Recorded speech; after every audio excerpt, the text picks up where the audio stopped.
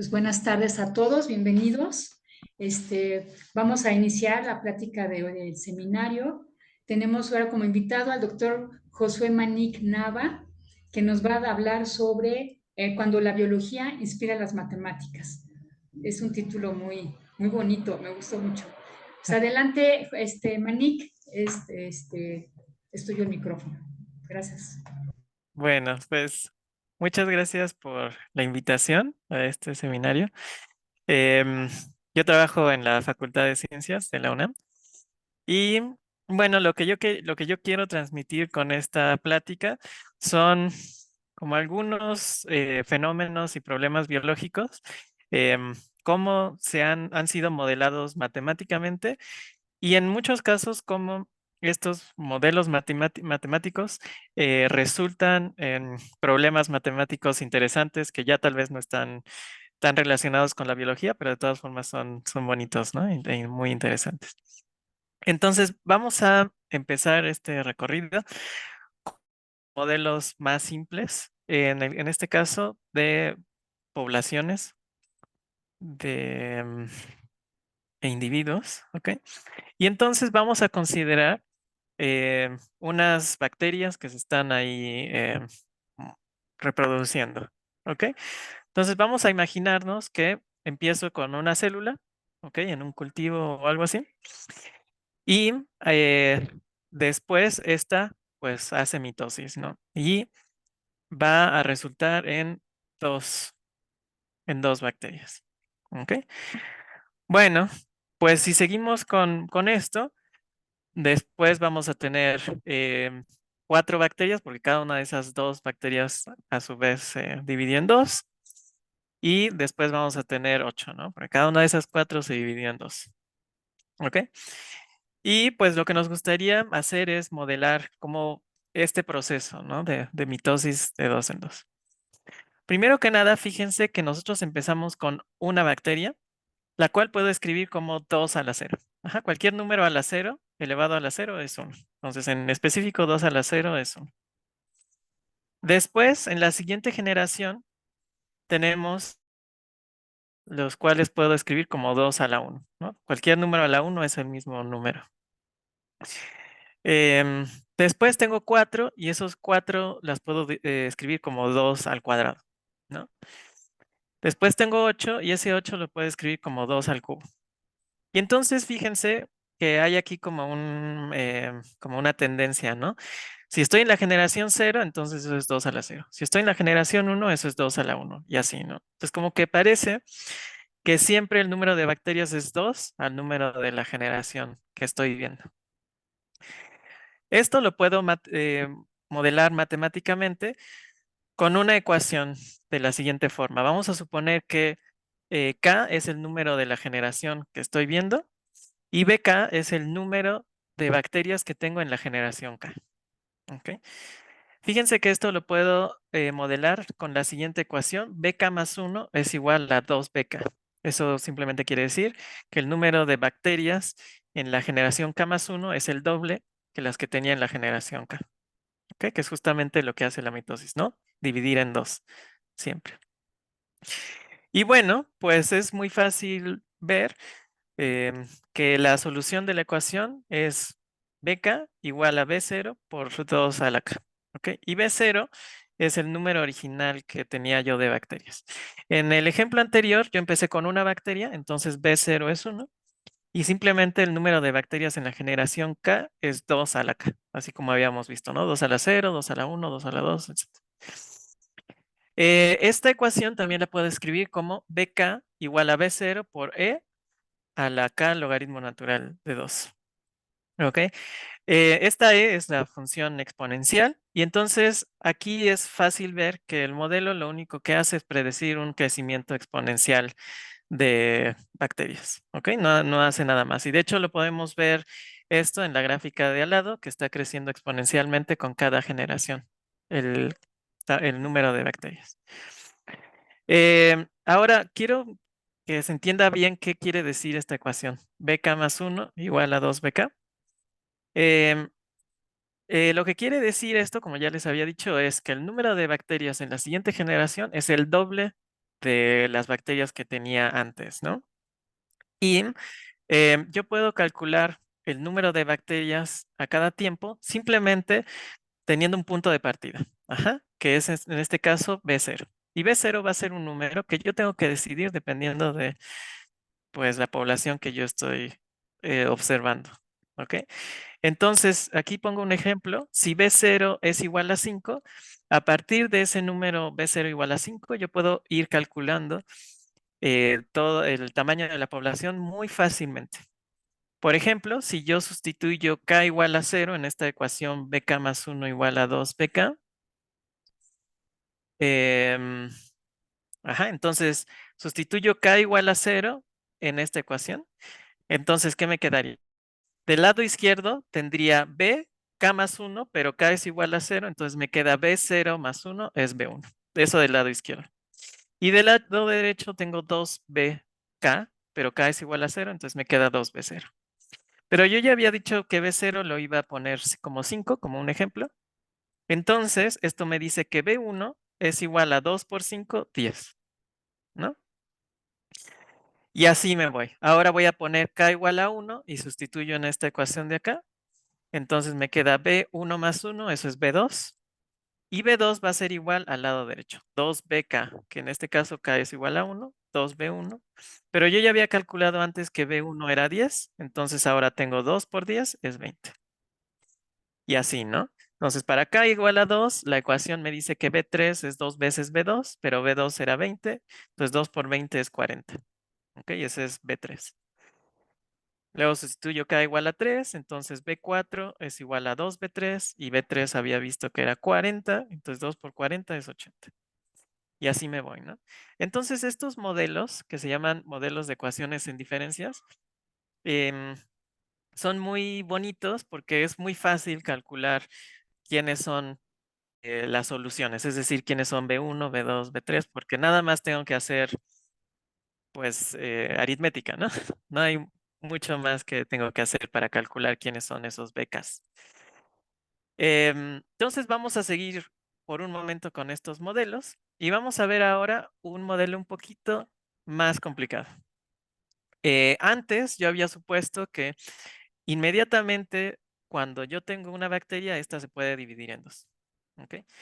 Pero ya en organismos más complicados, lo que pasa es que van a necesitar cierto tiempo para llegar a la madurez y ya cuando estén maduros ya pueden dividirse o pueden tener más hijos o lo que sea. ¿Ok? Entonces vamos a considerar ese caso. Vamos a considerar primero un organismo que es muy joven, entonces no se puede reproducir inmediatamente. Entonces lo que va a pasar en el siguiente tiempo es que lo único que va a hacer es crecer. Ajá, no se puede reproducir al principio, entonces de un tiempo a otro solo crece. Ahora, ya que creció, ya puede tener hijitos, ¿no? Y vamos a suponer que puede tener uno nada más, uno extra. ¿Ok? Entonces, lo que va a pasar es que vamos a tener a la misma individuo que tenía yo antes, grande, pero ahora va a haber un hijo chiquito. ¿Ok? Bueno, pues, ¿qué va a pasar al siguiente tiempo? Este de aquí está grande y puede tener puede seguir teniendo hijitos, pero este chiquito de acá todavía no puede tener hijos, ¿no? El chiquito solo crece y el grande ahora tiene otro hijito, el que puse aquí en morado, ¿ok? Un hijito chiquito. Lo que va a pasar después es que ahora sí el hijo azul puede tener a su propio hijo, el hijo rosa puede tener también a su propio hijo, pero el morado solo puede crecer. ¿Ok? Y entonces así lo pongo. Entonces el hijito del azul es el verde, el hijito de la rosa es el amarillo y el morado solamente creció. Y ahora, después, ¿qué va a pasar? El verde y el amarillo crecen y el azul, morado y rosa pueden tener hijos. ¿Ok? Y así nos vamos. ¿Ok? Ese es ahora mi nuevo modelo un poco más complicado. Y fíjense qué es lo que está pasando. Al tiempo 1, yo tengo un organismo. Al tiempo 2, yo tengo el mismo organismo nada más porque solo creció. Luego al tiempo 3 ya tengo 2, al tiempo 4 tengo 3, al tiempo 5 tengo 5, al tiempo 6 tengo 8. ¿Ok? Bueno, pues, ¿cómo puedo modelar esto? Fíjense que el número de organismos en cada tiempo es la suma de los dos anteriores, ¿no? 2 es igual a 1 más 1. 3 es igual a 2 más 1. 5 es igual a 3 más 2. 8 es igual a 5 más 3, etcétera. ¿Ok? Ahora resulta que este modelo es muy antiguo y esta serie de números es tan conocida que tiene un nombre. ¿Ok? Se le llama la sucesión de Fibonacci y son esos números. 1, 1, 2, 3, 5, 8, 13, bla, bla, bla. ¿Ok? Y cada número de Fibonacci, como les dije, es la suma de los dos anteriores. ¿Ok? Si ustedes se fijan en cualquier número, por ejemplo, 89, es el resultado de sumar 55 con 34. Y así. ¿Ok? Entonces, el modelo que describe este crecimiento poblacional en el cual los chiquitos tienen que pasar tiempo para que maduren, se puede dar por esta ecuación. Fn es igual a Fn menos 1 más Fn menos 2. ¿Ok? Y al igual que todos estos modelos, pues es muy fácil de calcular estos números, nada más tengo que sumar los dos anteriores y ya. ¿Ok? En este caso necesito dos datos iniciales, ¿no? Como tengo que sumar los dos anteriores, pues me tienen que dar los dos primeros para que yo pueda dar el tercero, que es la suma de los dos que me dieron inicialmente y así. En este caso, los datos iniciales que me van a dar para este modelo es 1 y 1. ¿Ok? Y a partir de esos 1 y 1 ya puedo ir sumando todos los dos anteriores. Al igual que la vez pasada, yo puedo dar la solución a esta ecuación, que es simplemente cómo se escribe f en función de n, sin tener que saber quiénes son todos los anteriores, como aquí. Y resulta que es una fórmula muy complicada. Ajá. Ahora, Fn es esta expresión, donde esta phi es un número que es 1 más raíz de 5 sobre 2. ¿Ok? Y ese número se le llama la proporción áurea. ¿Ok? Antes de meternos con qué es la proporción áurea y eso, este resultado de que para escribir Fn como función de n solamente es este número, ya es muy sorprendente porque fíjense que todos los Fns, todos los números de la sucesión de Fibonacci, son números bonitos, ¿no? Enteros, positivos. Ajá. Pero Fn está dada como raíz de 5 y 1 más raíz de 5 sobre 2, que no solamente no son números enteros, sino que son números irracionales. Es decir, que no puedo escribir como la división de dos números, ajá, y que tienen un número infinito de decimales em, y decimales que no se repiten y cosas así como pi, por ejemplo. Entonces, pues resulta sorprendente que números aquí tan bonitos se pueden escribir con números tan feos, básicamente. Em, pero bueno, si nosotros nos fijamos nada más en lo que hace nuestro modelo no hace nada muy complicado, sigue siendo crecimiento exponencial.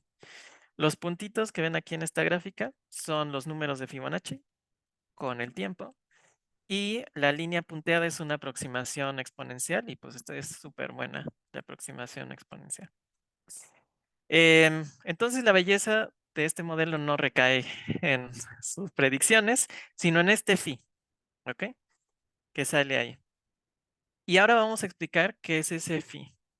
Ese phi tiene nombre, o sea, se le representa por phi en lugar de 1 más raíz de 5 sobre 2, porque los griegos antiguos, ellos creían que si uno hacía figuras geométricas donde saliera exactamente, este número, eso resultaba en figuras bellas. Ajá, y muchas de sus esculturas, edificios y este tipo de cosas usaban al número phi. ¿Ok? Por cierto, sí. Hoy es el día de Fibonacci porque es 23 de noviembre, entonces es 23 del 11, ¿no? Muy bien. Entonces, ajá, la proporción áurea la descubrieron los griegos y creo que también otras culturas, porque resultaban en cosas muy bellas. Ahora, ¿cómo se aplica este número phi? Bueno, pues antes que nada, eh, la sucesión de Fibonacci puede aproximar a este número phi, que recuerden que es un número irracional, entonces no lo puedo escribir como una división de dos enteros, pero si yo voy dividiendo cada número de la sucesión de Fibonacci por el anterior, me voy a ir aproximando a ese número phi. Fíjense, 1 entre 1 es 1, 2 entre 1 es 2, 3 entre 2 es 1.5 y así.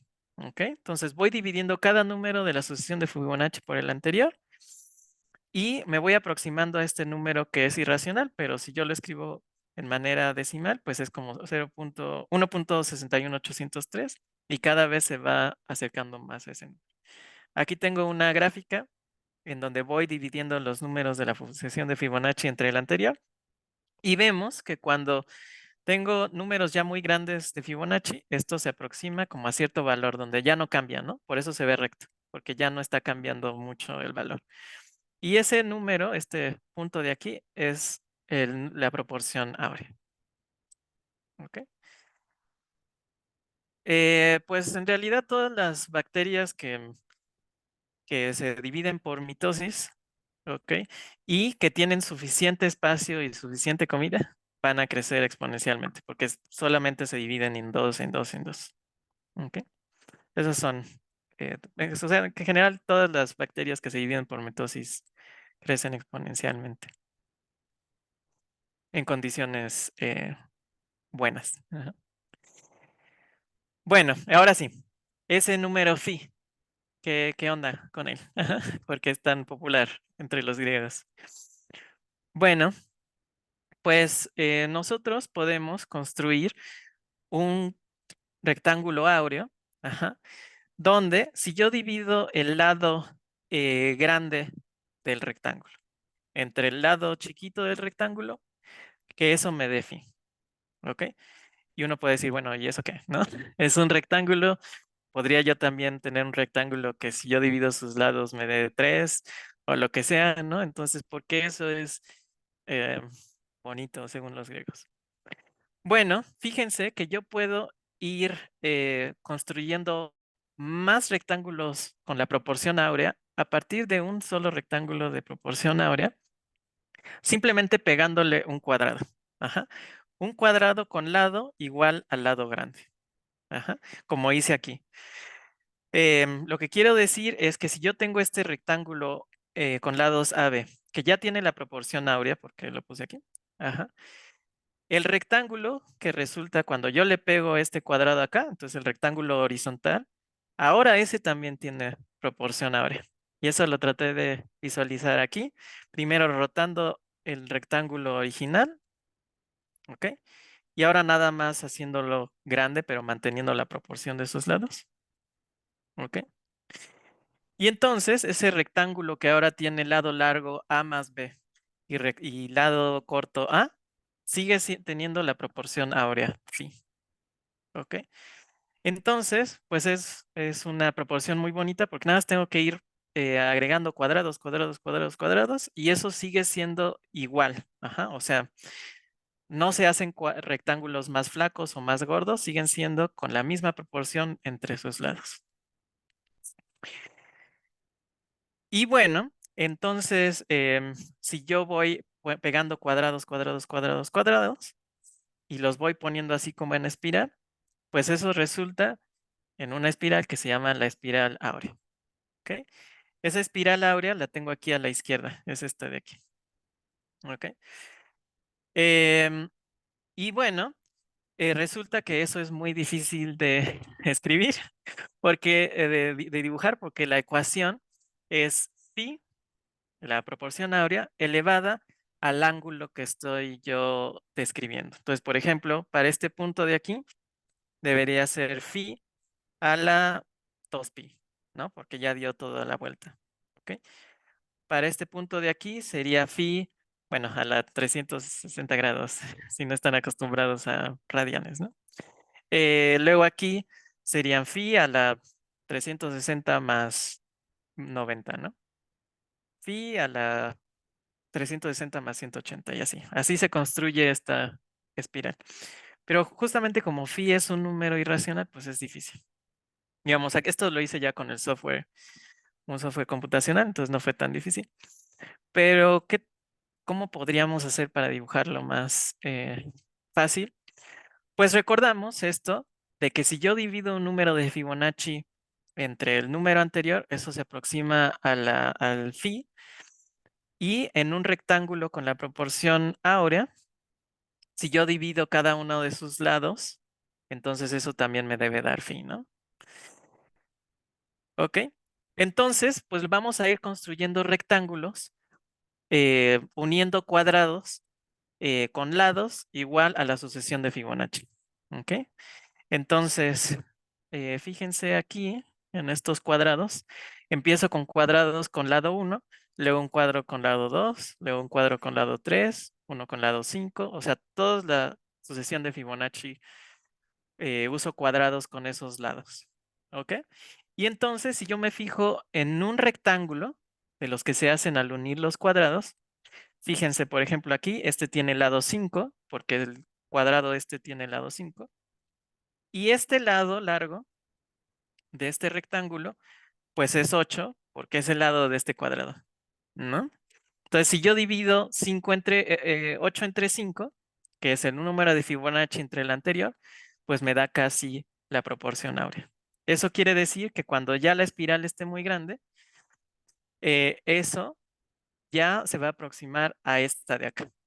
Ujú. Y la única forma en la que hice esta espiral de aquí es haciendo un círculo que toque los lados de cada cuadrado. ¿Ok? Entonces, fíjense aquí, hay un círculo que toca aquí a estos lados de este cuadrado, luego un círculo que toca este cuadrado y así. Voy uniendo segmentos de círculos y con eso puedo obtener una aproximación muy buena a la espiral áurea, que sería como si yo estuviera pegando puros rectángulos con la proporción áurea. La puedo lograr em, pegando muchos cuadrados con con la sucesión de Fibonacci. Y bueno, pues resulta que esta proporción áurea, gracias, se encuentra en la arquitectura, porque a los griegos y a muchas culturas les gustaba esta proporción, pero también se encuentra en diseños naturales, ¿ok? Como por ejemplo en estas espirales que se forman aquí en las semillas de un girasol o aquí en las conchas de ciertos animales.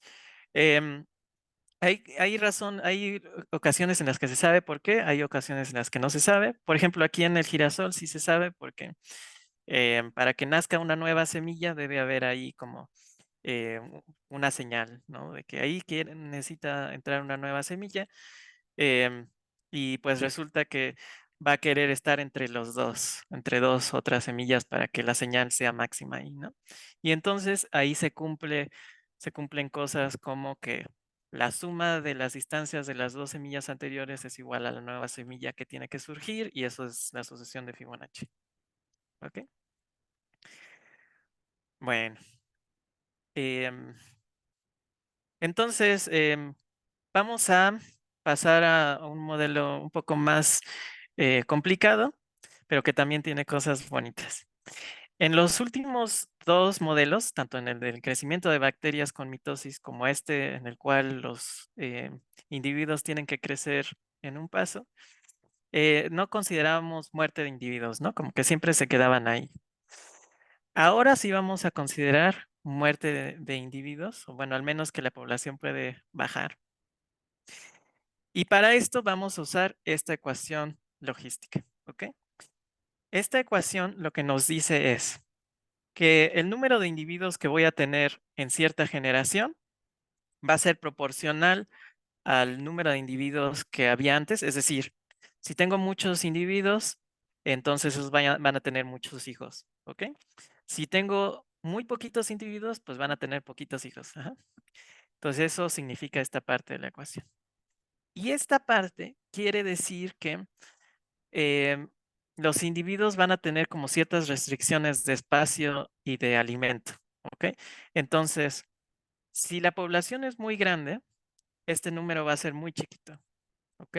Y entonces la población siguiente ya va a ser chiquita también, ¿ok? ¿Por qué? Porque tal vez ya tuvieron muchos hijos y ya no hay alimento para todos, ¿no? Entonces se van a morir muchos y la población resultante va a ser una población más chiquita. ¿Ok? Eso es lo que queremos tomar en cuenta con este modelo. ¿Ok? En específico, fíjense que si en algún momento la población es cero, entonces aquí va a haber un cero que está multiplicando a todo lo demás y la población siguiente es cero. ¿Ok? Eso quiere decir que si ya no hay nada, pues ya no pueden aparecer de la nada nuevos animales, ¿no? Pero también, si la población llega al valor 1, aquí voy a tener 1 menos 1, 0, y eso por todo lo demás es 0, y entonces también se va a extinguir mi población. Es decir, vamos a considerar a 1 como un valor de la población donde ya, o sea, ya no hay alimento para nadie y todos se tienen que morir. ¿Ok? Entonces es como un modelo muy extremo, pero muy útil. Y aquí también necesito saber cuál es la población inicial. ¿Ok? Ahora quiero que vean cómo cambia la población después de un solo paso. Fíjense que si mi población originalmente era muy chiquita, entonces la población después va a seguir siendo chiquita, ¿ok? Porque no hay muchos individuos que se estén reproduciendo. Si la población es muy grande, entonces después, en el siguiente paso, la población va a ser chiquita, por lo que les decía, por la sobrepoblación, que hay mucha competencia de recursos y no hay suficiente comida y algunos se van a morir. Lo mejor es que la población esté como por en medio, porque si la población está por en medio, después vamos a tener una población muy grande. ¿Ok? Entonces ahí no hay muchos individuos y muchos se pueden reproducir, pero no hay tantos como para que me quedes sin comida. ¿Ok? Esa es como la idea. Y fíjense que aquí hay una R. ¿Ok? Esa R es un número. Ajá, que puede ser 5, 7, lo que ustedes quieran. ¿Ok? Y ese número me va a decir qué tan rápido se están reproduciendo los animalitos. O sea, como en promedio cuántos hijos tienen, ¿no? Si R es muy grande, quiere decir que tienen muchos hijos. Si R es muy chiquita, quiere decir que tienen poquitos hijos. ¿Ok? Y entonces lo que quiero que vean ahorita es cómo se comporta el modelo cuando voy poniendo diferentes valores de R. O sea, cuando considero diferentes fertilidades, digamos, de animales. Em, Cuando R es muy chiquito, pues lo que va a pasar es que no tienen suficientes hijos. ¿Ok? Entonces, digamos, como que hay menos hijos de los que se mueren, ¿no? Y entonces la población se va a ir haciendo más chiquita, y al final, pues todo se extingue. ¿Ok? Esa población se extingue. Em, Después, vamos a aumentar un poquito este número R, pero no mucho. Y entonces, aquí lo que va a pasar es que tienen muchos hijos, tal que compensa la muerte de los viejos con los nuevos. Y lo que va a pasar es que la población va a crecer hasta cierto punto. Ajá, y crece hasta cierto punto porque recuerden que si crecen un poquito más, se empiezan a morir, ¿no? Porque ya no hay suficientes recursos.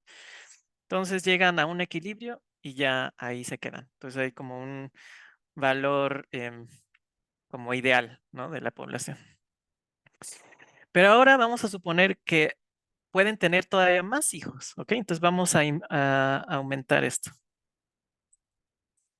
Y ahora ven que ya no llega a un punto como de equilibrio, ¿no? Sino que ahora empieza a hacer esto. Y la razón por la cual empieza a hacer esto es porque vamos a tener cierta población, pero es demasiada, ¿ok?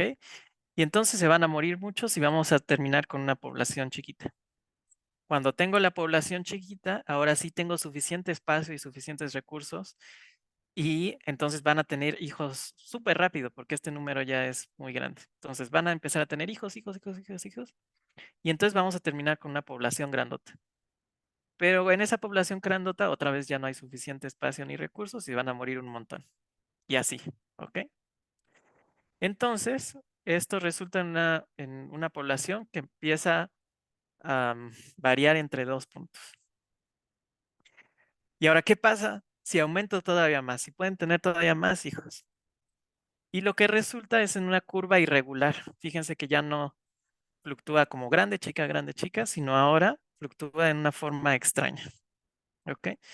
Esto es peligroso para una población porque la población puede llegar a tener valores muy, muy chiquitos.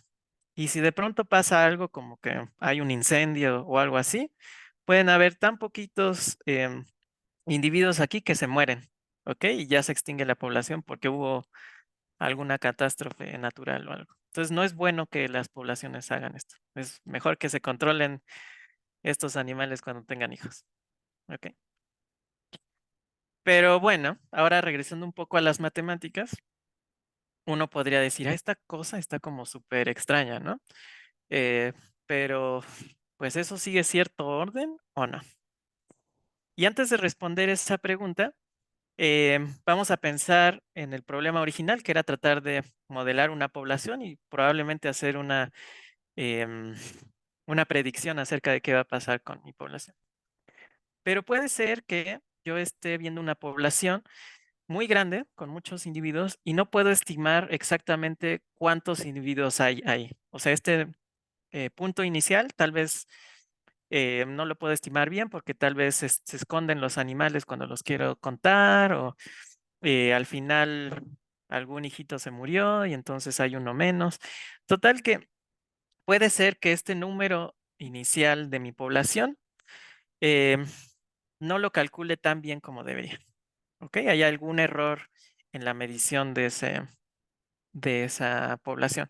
Y yo quiero saber si con esta población que se reproduce muy rápido, de todas formas puedo predecir eh, cómo va a comportarse la población, a pesar de que no estoy muy seguro de qué valor es este. Entonces, lo que vamos a hacer ahora es que vamos a ver dos de estas soluciones, o sea, dos de estas curvas, cuando la población inicial tiene cierto valor y cuando tiene cierto valor muy cercano para simular que hubo algún error en cuando yo medí la población inicialmente. Y cuando yo hago eso, fíjense qué es lo que pasa. Para tiempos muy chiquitos, es decir, como hasta 20 generaciones, las dos soluciones hacen más o menos lo mismo. O sea, entonces yo puedo predecir bien qué es lo que va a pasar, aunque haya habido un error ahí de medición al principio. Pero a partir de 20 ya se empiezan a separar las soluciones y cuando llegamos como a la generación 40, fíjense que las dos curvas son completamente diferentes. ¿Ok? Entonces, si yo cometí cierto error aquí inicialmente, ya después de 40 generaciones ya no tengo ni idea de qué es lo que está pasando. ¿Ok? Porque ya mi predicción, que es la línea azul oscuro, ya no tiene nada que ver con lo que está pasando realmente. A eso se le llama caos. ¿Ok? A muchos nos explican el caos como que hay una mariposa y no sé qué. Bueno, eso quiere decir, porque yo cuando me lo explicaron no entendía. Quiere decir que si yo hago cualquier cambio, por poquito, por chiquito que sea aquí en la estimación inicial, después de cierto tiempo, ese cambio chiquito, chiquito, chiquito que hice aquí va a resultar en un cambio tremendo en las predicciones. Entonces ya no va a servir de nada. Eso es lo que pasa en el clima, en las predicciones del clima. Por eso muchas veces dice, no va a llover y de pronto llueve, ¿no? Y nosotros decimos, ay, el mugroso pronóstico del clima no funciona. Bueno, no es que no funcione. Ajá. Es que pasa esto, ajá, que es un sistema caótico y la predicción va a ser buena al principio, pero ya después no tenemos ni idea de qué es lo que va a pasar. Justamente porque hay errores aquí en la medición de la presión y la temperatura de la atmósfera y cosas de esas. Bueno, y entonces los matemáticos dijeron, bueno, quiero estudiar esto. Quiero estudiar cómo va cambiando el comportamiento de mi modelo mientras voy cambiando este numerito R, que es el número de hijos que tienen los individuos. Y entonces, lo que hicieron, lo que se les ocurrió fue, voy a fijar el valor de R, ¿ok? Entonces voy a poner aquí R igual a, no sé, 2.7 y voy a poner una condición inicial, la que sea, y voy a ver qué pasa. Entonces voy a obtener este tipo de curvas, ¿ok? Y ahora lo que voy a hacer es que los primeros puntitos los voy a tirar a la basura. Ajá. Esos, olvídense de ellos, como si no existieran. Por eso los puse en verde. Ajá. Y después de cierto tiempo, ya voy a empezar a registrar los valores de los puntitos. ¿Ok? Por eso los puse en rojo. ¿Ok? Y entonces voy a hacer una gráfica. En el eje X de la gráfica voy a poner el valor de R que estoy viendo. ¿Ok? Y en el eje Y voy a poner los valores de estos puntitos. Ahora, yo dije que pongan el valor de R en un valor en específico, como 2.5, y luego grafiquen todos estos. Eso quiere decir que para cada para cada coordenada en el eje X, van a haber muchos puntitos aquí, que son todos estos valores que puede tomar la solución. Y hago eso para cada R. Entonces me tomo R igual a 2, tomo todos estos puntitos y los grafico aquí. Luego R igual a 2.1, tomo todos estos puntitos y los grafico. Y así voy a hacer con muchos valores de R. ¿Ok? Y lo que obtengo es esta curva. ¿Ok? Y esta curva me da toda la información acerca de este modelo. Fíjense que para R's muy chiquitas, esto quiere decir que todos los puntos se van a cero, porque mi población se extinguió. ¿Sí se acuerdan? Después, para R's intermedias, la población se va a cierto valor estable, ¿no? El que ya no cambia. Y por eso veo esta línea aquí, porque para una R fija, tengo un solo valor al cual tienden todas las soluciones. Después, para R's mayores a 3, entre 3 y 3 punto algo, lo que obtengo son 2 puntos. Ajá. Para cada R obtengo 2 puntos. Porque recuerden que la solución hacía como piquitos, ¿no? Entonces tenía un punto arriba, un punto abajo, un punto arriba, un punto abajo. Ese punto arriba es este y este punto abajo es este. Y lo que vemos es que si yo voy incrementando R, después voy a tener 4 piquitos entre los que fluctúa. Y luego voy a tener 8 piquitos. Y así, y de hecho va a ser un número infinito. Ajá. Yo puedo seguir aquí aumentando y aumentando y aumentando de piquitos hasta el infinito. Ujú. Vamos acercándonos a esta parte de aquí. Y aquí se ve un poco mejor. Aquí tengo 2 piquitos, aquí 4 piquitos, aquí 8 piquitos. Y luego aquí tengo unos bolitas que van a ser 16 piquitos y así hasta el infinito. Sin embargo, esos valores de R donde se dan estos cambios a 2, 4, 6, 8 piquitos, esos es una sucesión convergente. Eso quiere decir que no, aunque esto aumenta hasta el infinito, hay un límite en R donde van aumentando hasta el infinito, que es este valor por aquí. Y después tienen este comportamiento caótico, que es como por ejemplo aquí, donde van a tener todos los valores en este intervalo. Por eso hay puntos azules en toda esta región, porque pueden tomar todos esos valores. ¿Ok? Y luego tenemos estas líneas blancas. Esas líneas blancas quieren decir que después de que la solución fue caótica, después deja de ser caótica de pronto y empieza a fluctuar en 3 puntos aquí, por ejemplo. Ajá. Entonces empiezan a hacer triangulitos con 3 puntos. Ujú.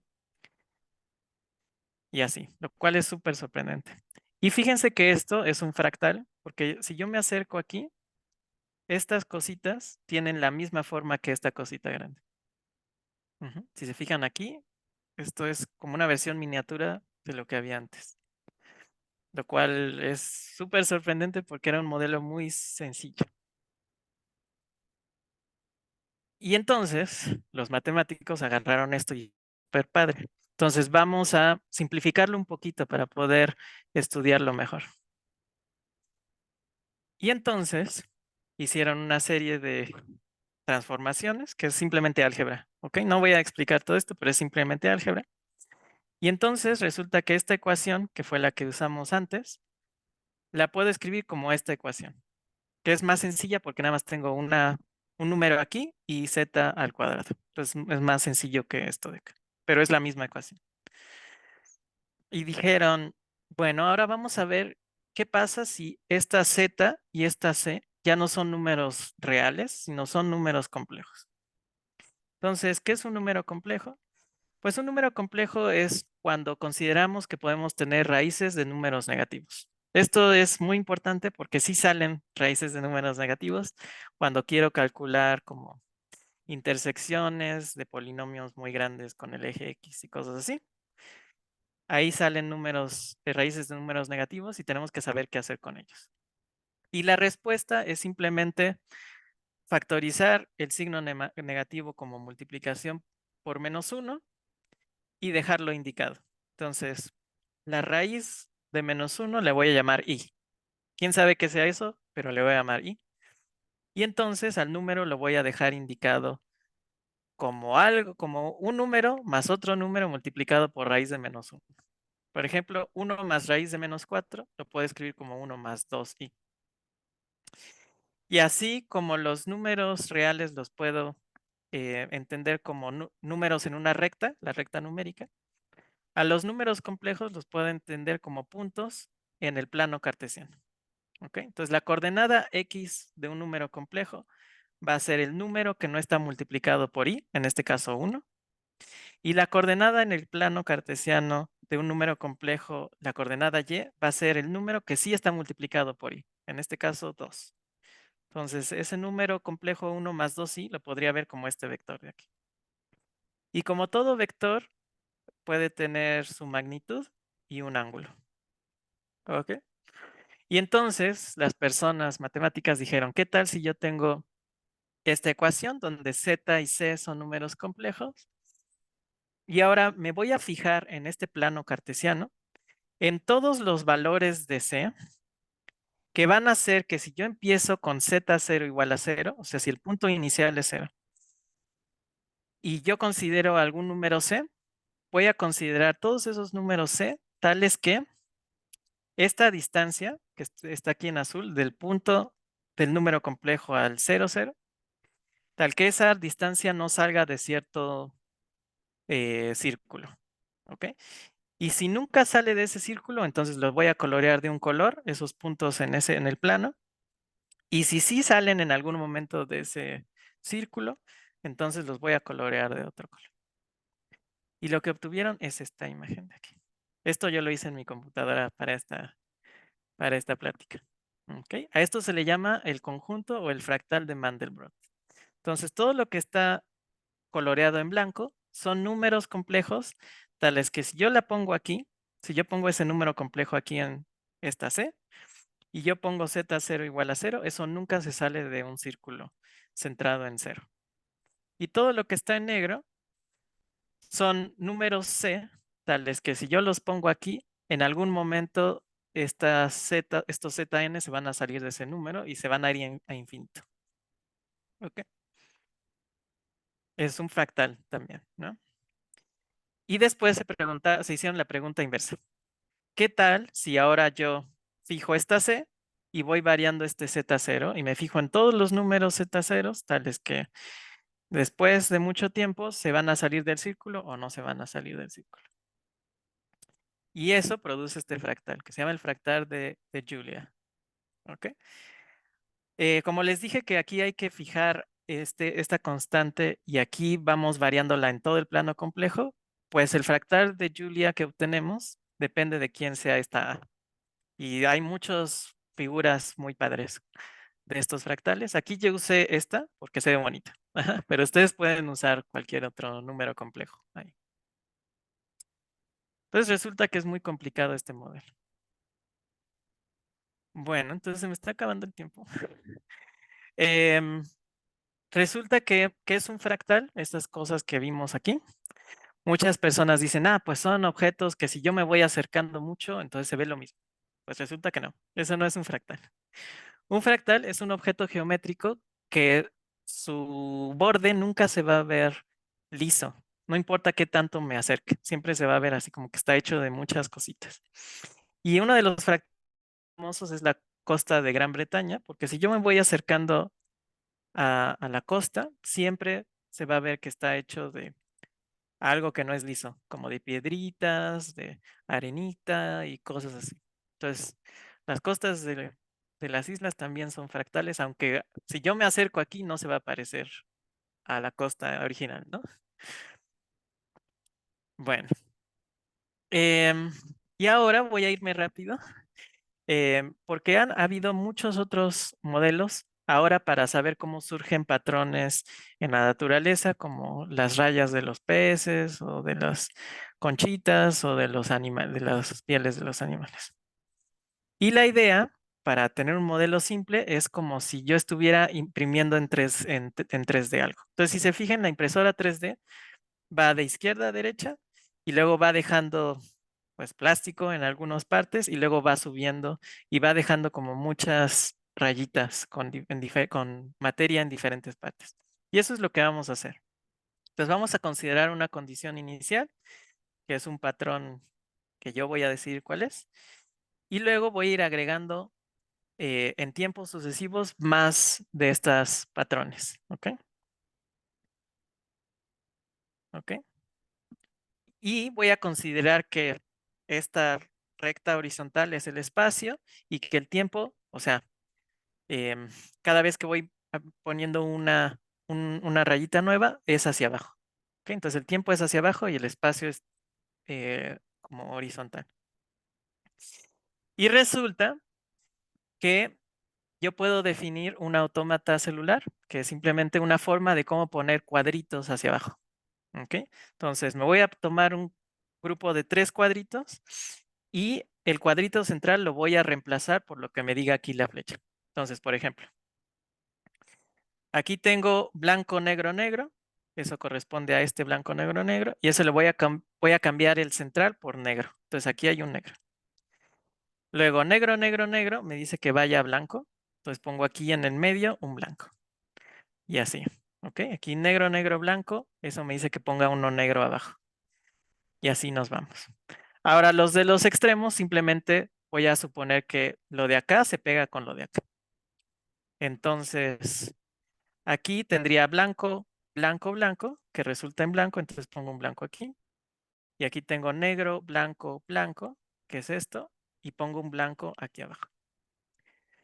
Y resulta que dependiendo de estas reglas, o sea, de cómo voy a ponerlo de abajo, puedo obtener patrones muy distintos, también dependiendo de cuál es el patrón original que pongo hasta arriba. Entonces, por ejemplo, esta regla, si solo pongo un puntito negro, esto solamente va a ser esta línea. Si pongo muchos puntitos negros al principio, va a ser estas formas que ya son muy complicadas. Y si yo intercambio reglas, o sea, si ahora este es blanco y este es negro, van a ser cosas completamente diferentes. Por ejemplo, fíjense cómo la regla nada más cambia aquí estos dos, entre estos dos. Y ahora hace este fractal, que es el fractal de Sierpinski. Em, y hay ciertas reglas que nos dan patrones muy similares a patrones en la naturaleza. Por ejemplo, el patrón de esta concha se ve muy similar a este de aquí. Y podemos hacer esto ahora también en 2 dimensiones. ¿Ok? Entonces, ahora en lugar de tener una rayita a la que voy poniendo hacia abajo, ahora voy a tener todo un plano y ese plano lo voy a ir sustituyendo por otro plano. Un ejemplo es el juego de la vida, que tiene patrones muy interesantes como todos estos que vemos aquí, que además se mueven y todo, entonces están muy padres. Em, ah, los fractales que hice los hice con MATLAB, pero en realidad con Python y hasta con Excel ustedes podrían hacer eso. Nada más tienen que poner bien la regla que es esta, zn más 1 igual a zn cuadrada más c. Y es lo único que necesitan. Em, y por ejemplo, tengo otros modelos. Por ejemplo, este modelo de aquí lo que hace es que replica la condición inicial, o sea, hace copias. Ajá, por ejemplo, aquí tengo una carita feliz que va copiando y aquí tengo una luna y un sol que van copiando también. Entonces, hace cosas tan sencillas, hacen cosas que uno ni se imagina. Entonces, fueron muy populares. Em, y bueno, pues resulta que todo esto usa reglas deterministas, es decir, si yo sé qué es lo que pasa antes, sé qué es lo que pasa después, pero esto se puede hacer también de manera probabilista. Es decir, si yo no sé en realidad qué es lo que va a pasar, si nada más sé cuál es la probabilidad de que algo pase o no pase. Mucha gente cree que eso quiere decir que todo puede pasar y no es cierto. Em, Cuando algo es probabilista, muy seguramente algo va a pasar. Y así es como los casinos saben quién está haciendo trampa y eso. Entonces, vamos a modelar una reacción química donde un químico hace que aumente todo y otro hace que disminuya todo. Y va a ser probabilista. Entonces, un químico con cierta probabilidad aumenta o disminuye, el otro químico también con cierta probabilidad aumenta o disminuye, pero no sé qué es lo que va a pasar. Y uno de esos químicos también se puede dispersar de manera aleatoria, entonces no sé a dónde se va a mover. Y si yo hago eso, lo que va a pasar es que el resultado no es aleatorio, ajá, sino que obtenemos estos patrones súper padres, que además no solo están padres, sino que también los vemos en la naturaleza. Esta reacción química que modelé con esto ya se ha visto en experimentos. Aquí pueden ver una foto súper vieja de esa reacción química. ¿Ok? Y bueno, todo lo que les platiqué hoy son algo que se llama sistemas complejos, que es básicamente a partir de em, comportamientos muy simples, puedo obtener algo súper sorprendente. Ajá. Y hay muchas de estas cosas y son muy padres de estudiar.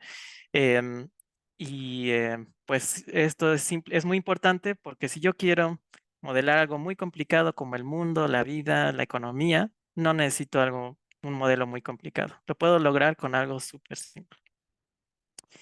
Y bueno, pues eso sería todo. ¿Hay alguna pregunta? No sé si haya tiempo. Sí, sí tenemos tiempo. Oye, qué bonito, o sea, hablamos de muchas cosas, o sea, hablaste de la proporción áurea, o sea, a partir de un problema de población surgió la proporción áurea, los números de Fibonacci, la espiral, números complejos, fractales, o sea, hablaste de todo. Yo le digo a mi hija que en estos casos es cuando como el final de una telenovela en donde se juntan todos los personajes en la boda. Aquí hablaste de mil cosas de matemáticas que luego a los profes nos cuesta trabajo buscarle una aplicación, ¿no? Que es lo que siempre preguntan los alumnos. Qué bonito, felicidades Manik, de verdad. Aquí varias veces hemos hablado del número de oro, de la Ujú, proporción áurea, pero muy enfocado hacia el arte. Y ahorita ujú. diste un enfoque muy diferente, o sea, gracias, qué bonita plática. Creo que hay varios comentarios. El profesor Ernesto tiene algún un comentario. Adelante, profesor. Ujú. Hola, buenas tardes.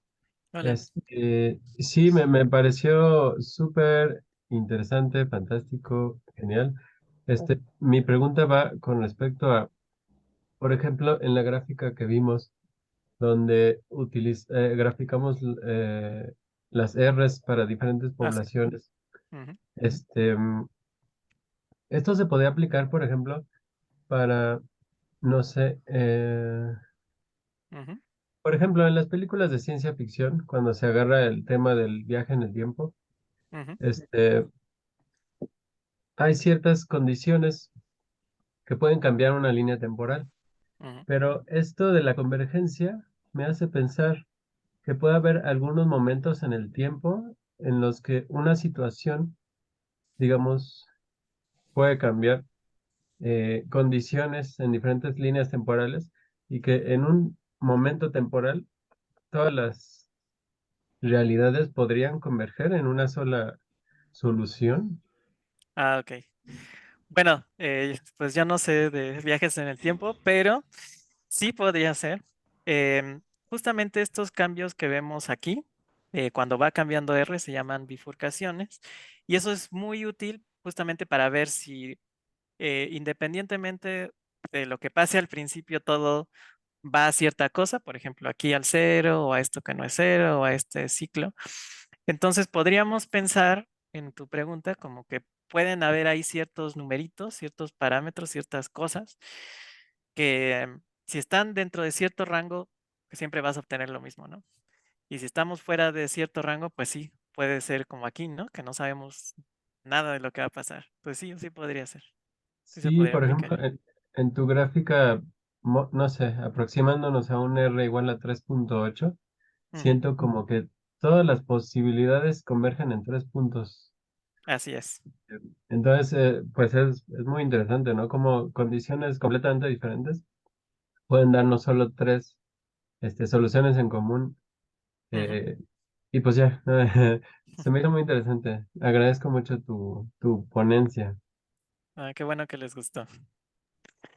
Sí, gracias, Mani. Que en el chat hay algunos comentarios, hay muchas A ver. felicitaciones. El profesor Gabriel dice que fue muy bonito el enfoque que dice, mostrando la belleza de las matemáticas, cómo se relaciona con el estudio de la población Ujú. y hasta los sistemas dinámicos. Te felicitan, felicidades, muchas gracias, muy interesante. Excelente conferencia, excelente ponencia, muy interesante. Eh, Muy interesante la forma en que, sí, nos fuiste llevando de la mano, ¿eh? Qué bonito. Ay, pues Nos qué fuiste bueno que se llevando. entendió. Sí, se entendió muy bien. Muy bonito, muchas gracias, muy interesante. No sé si haya alguien que quiera dar algún otro comentario. No, no veo Sí, manitas. yo. Adelante, profesor Moisés. Gracias, buenas tardes. Alguien ya antes había pedido la palabra, yo me espero. ¿Quién? No, no vi. Yo, Marisela Lugo. Adelante, profesora Marisela. Nada más le quería preguntar Mm. a Josué, Ajá. ¿dónde elaboraste tus gráficas? ¿En qué programa? Bueno, pues mira, todas estas de la ecuación logística, o sea, esta y esta y esta, todas las hice Ajá. en MATLAB, porque la UNAM te deja tener MATLAB gratis. Ok. Em, y luego, déjame ver, em, estas que puse aquí, estas las hice en matemática, más que nada porque en matemática estas autómatas celulares ya están programados, entonces es una instrucción y ya te hace estas gráficas. Y mm, pues ya estas de aquí, estas sí las hice en C, porque ya es algo más complicado, entonces ahí sí es un programa que yo hice, ¿no? Pero sí, los demás en MATLAB o hasta en Python, porque es casi lo mismo. Se pueden hacer en esos programas. Ok, muchas gracias. Ujú. Gracias. Profesor Moisés. Sí, muchas gracias. ¿Podríamos volver a regresar a la gráfica logística, por favor? La que estaba hace Sí, ratito. claro. Eh, Creo que era de la aquí, segunda. Allí lo que yo ahí. quiero, yo quiero preguntar si las que vemos ya donde se empieza a obtener ese comportamiento como de tipo fractal, Ujú. son curvas que vemos como efecto de la sobreposición de los comportamientos ya de tipo fractal, o si son curvas trazadas como las que están a la izquierda antes de que empiece a tener ese comportamiento como de infinitos picos, Ujú. o es un efecto como de ilusión, y también veo como que la parte superior de la curva que va de arriba hacia abajo es como que más oscura, tiene una tonalidad más intensa que la de abajo. Son efectos que vemos por la sobreposición de los puntos, o realmente eso está ocurriendo en el comportamiento de esta curva logística. Es una pregunta muy buena porque además es una pregunta de examen que le hago a mis alumnos. Y la respuesta es que donde se ven colores más oscuros es porque hay más puntos ahí. Entonces eso quiere decir que el comportamiento es caótico porque fluctúa de manera errática, pero hay puntos en donde caen más, o sea, hay más piquitos ahí, pues. Ujú. Y la razón de eso no es porque se superpongan, es porque, aquí, porque es la ecuación esta del lado derecho, que es esta gráfica de aquí, tiene este máximo. ¿Ok? Y si yo elevo un número, perdón, esto es una parábola, ¿no? Es como x cuadrada, ¿no? Las parábolas son funciones cuadráticas. Y si yo elevo un número al cuadrado, muy chiquito, ese número se hace más chiquito, ¿no? Y si yo me tomo aquí puntos que estén muy cerca del máximo, o sea, del piquito de la parábola, esos puntos se van a acercar todavía más al centro de la parábola y se van a acercar más y más y más. Y el efecto de eso es que si yo tomo condiciones iniciales, o sea, P ceros, muy cerca del pico de la parábola, pero que no están exactamente en el pico de la parábola, esos van a tener valores muy cerca del pico. Y esos valores que resultan del pico son justamente estas líneas que tú ves aquí, todas estas que se ven como ahí en medio. Esas son las curvas que resultan del pico, porque ahí se van juntando muchas. O sea que al final sí está dominando ese perfil que vemos al principio parabólico, ¿verdad? Sí, sí, exactamente. Sí, sí, porque sí se nota mucho el contraste entre los puntos de arriba y los de abajo, son más tenues los de abajo. Sí, exacto, hay menos ahí y más en los otros. Ujú. Y también nada más que, perdón, se me pasó y quería apuntar, pero se me pasó. Hay otra pregunta que quería hacer, pero era cuando empezábamos con lo de los números de Fibonacci, ¿podríamos regresar a las diapositivas de los números de Fibonacci? A ver si puedo ver, perdón, me da pena, pero a ver si puedo ver lo que quería preguntar. Sí, claro, no, no hay problema. A ver, a Aquí, ver, a ver, a ver. No, creo que era un poquito de, oh, fue muy rápido. A ver, perdón, no sé si fue antes de esto, perdón. porque antes estaba la imagen de esta. No, entonces sí era un poquito más adelante, por favor. Entonces, Es que aquí. no tomen nota. Un poquito más adelante, por favor. Más, más, más. Más, más, más, más. Porque aquí fue como construimos la espiral, ¿no? Ujú. Pero después vi un modelo como recurrente, pero yo quería preguntar si era porque se cortaron términos o si sí estaba así propuesto el modelo. Ah, Era, pues es que no sé cuál sería. a ver, no sé si sería un poquito más adelante, no. Mm, Ah, ya ves sí, que. sí, sí, sí, en la curva en donde nos explicaba que los primeros puntos los tiraba a la basura. Ah, sí.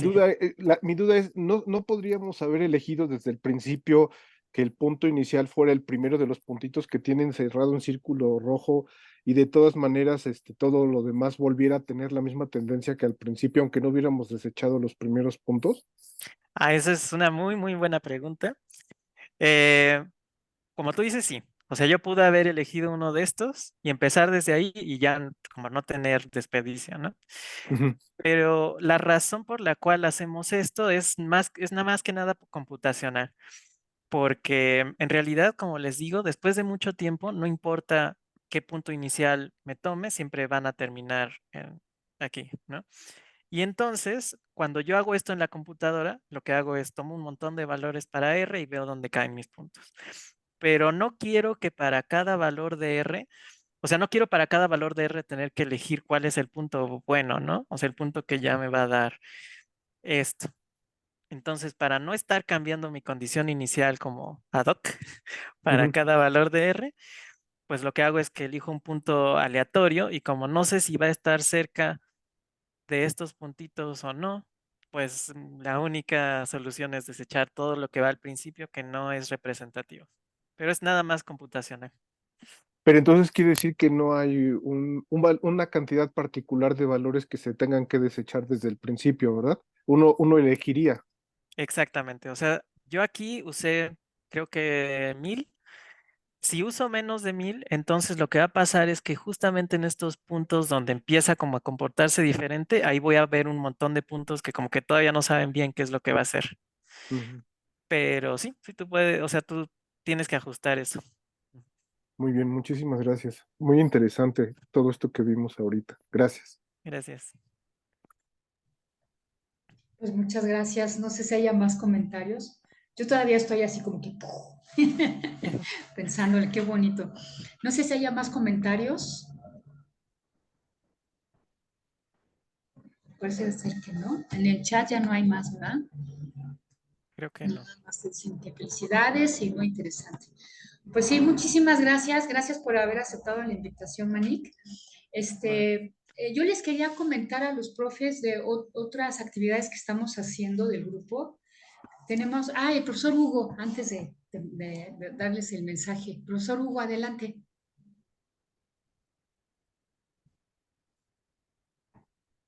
Gracias. Profesor Hugo, ¿no lo escuchamos? Perdón, es que me desconecté un poquito de internet, pero ya estoy acá otra vez. Ok. No, me llamó mucho la atención, Josué, y quisiera que platicaras un poquito más al respecto.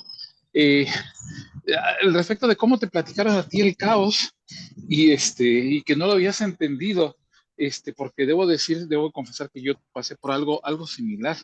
Ujú. Entonces, si pudieras profundizar un poquito más al respecto de lo que explicaste acerca del caos. Claro. Déjame ver, está un poquito más hacia atrás. Entonces, a mí como trataron de explicar el caos, al principio fue con esto del efecto mariposa, que era si la mariposa bate sus alas en Indonesia, entonces en Nueva York va a haber un tornado o algo así. Y pues ahí sí, no, como que se me hizo muy mágica esa explicación, ¿no?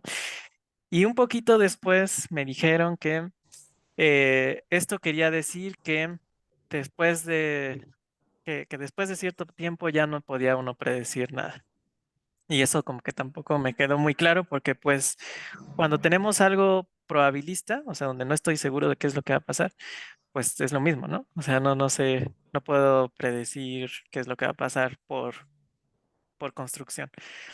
Pero lo que significa en realidad el caos es que yo tengo un sistema como este de la ecuación logística, donde sé exactamente qué es lo que va a pasar. O sea, la población después es simplemente esta función cuando yo meto aquí el valor de la población antes. ¿Ok? Entonces ahí está súper claro qué es lo que va a pasar.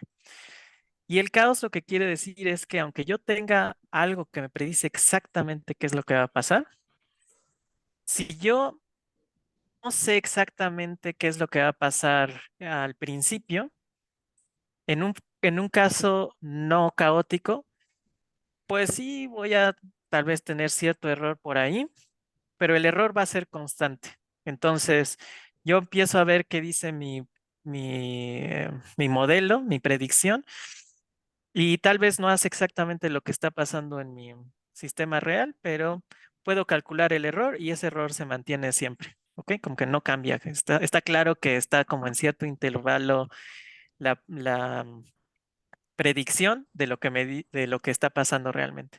Y cuando hay caos, no. Va a pasar cierto tiempo donde la predicción es buena, de mi modelo es bueno, pero va a llegar un punto en el cual no solo la predicción ya hace algo diferente, sino que el error ya es muy grande. De hecho, decimos que el error crece exponencialmente. ¿Ok? Entonces, básicamente esta curva, que vamos a suponer que es lo que sí pasa, que es el azul clarito, y la predicción, que es la azul oscuro, cada vez van a ser más diferentes, cada vez más diferentes de una de otra. Entonces va a llegar cierto punto, por ejemplo, ¿sí?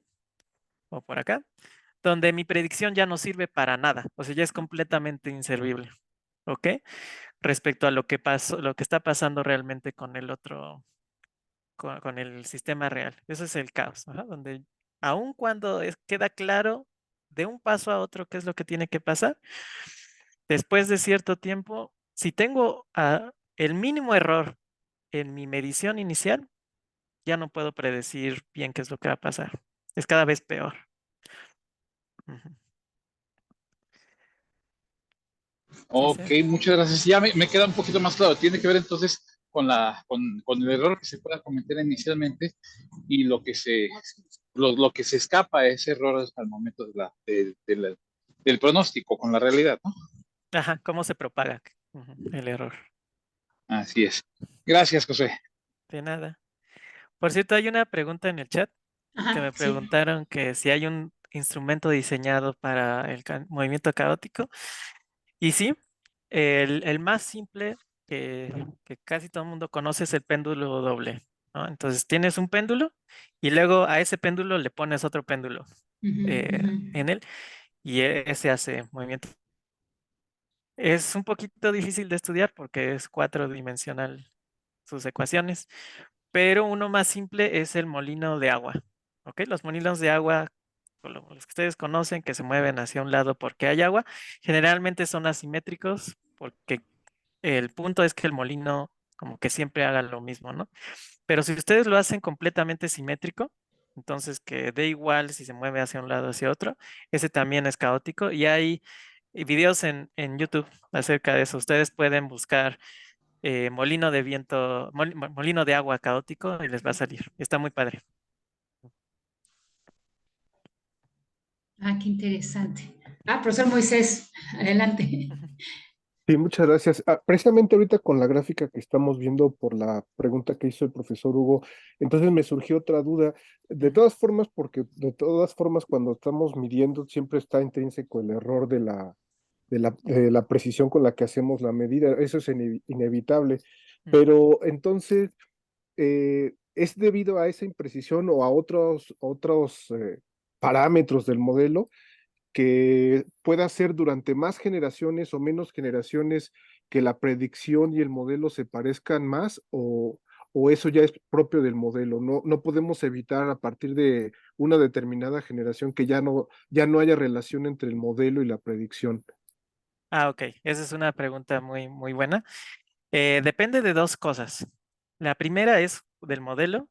Cada modelo tiene como una velocidad.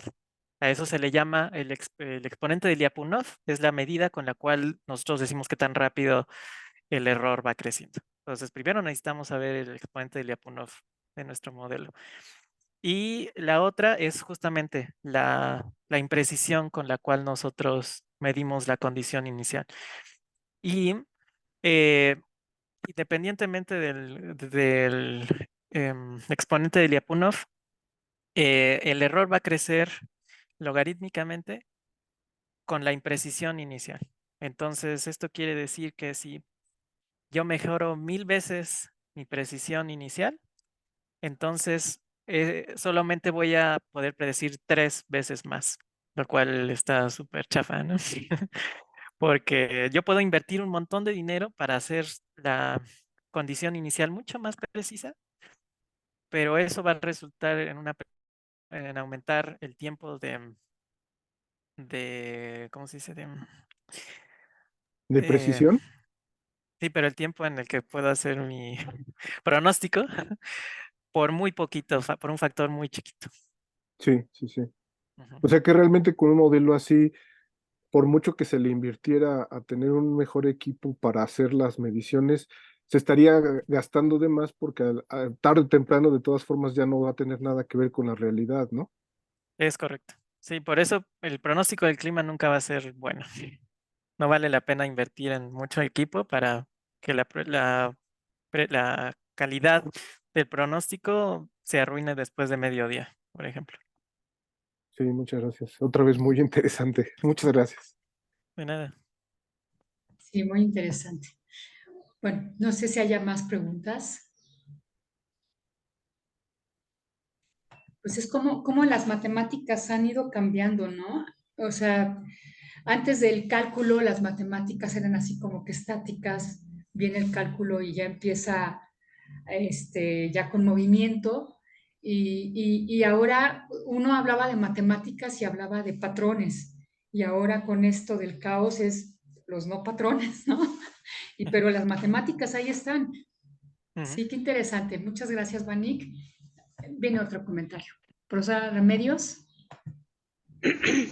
Hola, ¿qué tal? Buenas tardes a todos. Bueno, quiero felicitar también ay, se me olvidó su nombre, perdón, Josué.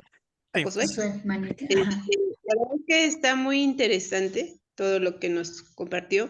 Y a mí se me ocurría ahorita como que, pues si no, si no he pensado como a lo mejor planear un curso para, para profesores Ujú. interanual tal vez, para como esa relación, o sea, la verdad es que está padrísimo, pero a veces por muchos factores uno no se mete como a investigar bien y armar bien todo esto. Entonces el que ya como que se metió más y ya vio toda la relación que existe entre la parte matemática, la parte caótica, la parte poblacional, todo eso de la naturaleza, pues que nos diera, que armara un curso para nosotros los profesores. Ujú. Sí, sí, estaría muy bien. De hecho, yo doy aquí biología matemática, entonces ya tengo algo de material ya preparado. Sí. Pues ahí está Wow, una pues tarea ya, los interanuales. Para los interanuales o aquí podríamos también realizar algún cursillo. Muchas Sí, gracias, por maestra. supuesto. muchas gracias. Ahí está la invitación. Pues muchas gracias. No sé si haya más comentarios. Creo que no. Bueno, pues muchas gracias, Manik. De verdad estuvo interesantísimo. Creo que sí nos dejas con muchas inquietudes. Muchas gracias por haber aceptado la invitación. Gracias Y, por invitarme. ¿no? Y pues cuando quieras, aquí está abierta la puerta para cuando quieras dar alguna plática, con muchísimo gusto. Muchas Bueno, muchas gracias. gracias. Y profes, muchas gracias. Yo les quería comentar algo rapidísimo. No sé si podrías dejar de compartir para yo compartir la pantalla de. Ya. Ya saben que tenemos, ay, ¿dónde está? Que tenemos nuestra página, la voy a compartir, la página de Integrando, aquí en actividades académicas, para los que no sepan aquí, si le dan clic, a ver si quiere, porque luego se tarda en mi compu. Aquí está el seminario sobre sobre la educación matemática y aquí están todas las sesiones grabadas. Aquí están las del 2023. Pero yo lo que les quería comentar es de otras actividades que tenemos. Tenemos un grupo que se llama Matequio. Tequio quiere decir, viene del náhuatl, que quiere decir trabajo en equipo para el bien común. Y entonces hicimos este grupo Matequio, que son actividades, están más enfocadas para los alumnos de la Facultad de Ciencias. Pero ahorita estamos dando unas pláticas que se llama Conoce y planea tu carrera. Si ustedes dan clic aquí, ahorita estamos dando unas pláticas de las carreras que hay de matemáticas, del departamento de matemáticas. Aquí están las sesiones grabadas. Les comento esto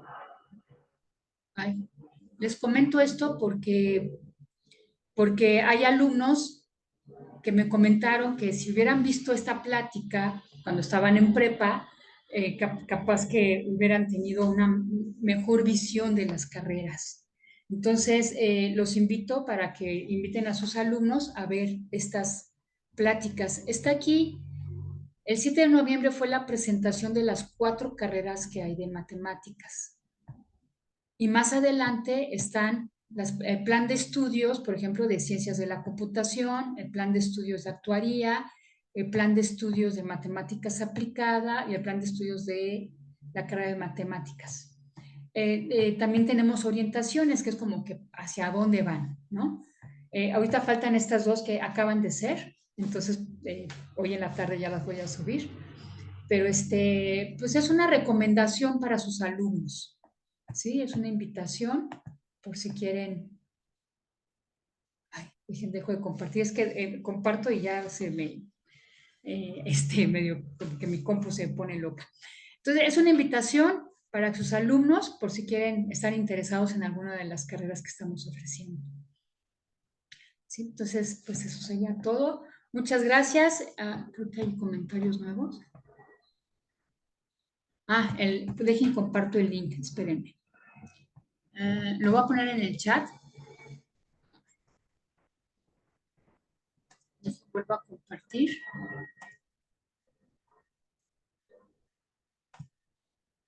Y lo copio.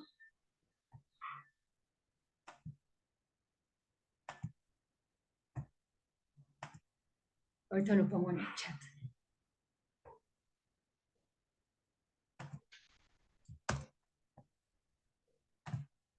Ahí está el link de la página. Muchas gracias. Y pues muchas gracias por estar aquí. Gracias gracias Manik una vez más. Manik también estuvo ahí dando la plática de matemáticas aplicadas. Muchas gracias, Manik, doblemente. No, de nada. Y nos vemos en 15 días. El 7 de diciembre tenemos la última plática de este año. Va a estar la profesora Gabriela Reina y el profesor Ariel Vilchis, que van a hablar sobre construyendo una cultura de paz desde la física y las matemáticas. Creo que va a estar muy interesante. Y ya sería la última de este año, pero ya tenemos programadas para enero, ¿eh? Pues muchas gracias a todos y nos vemos en 15 días. Coman rico, provecho. Muchas gracias. Hasta luego, Hasta luego. gracias, Monique. Dejo de grabar. Muchas gracias, hasta luego.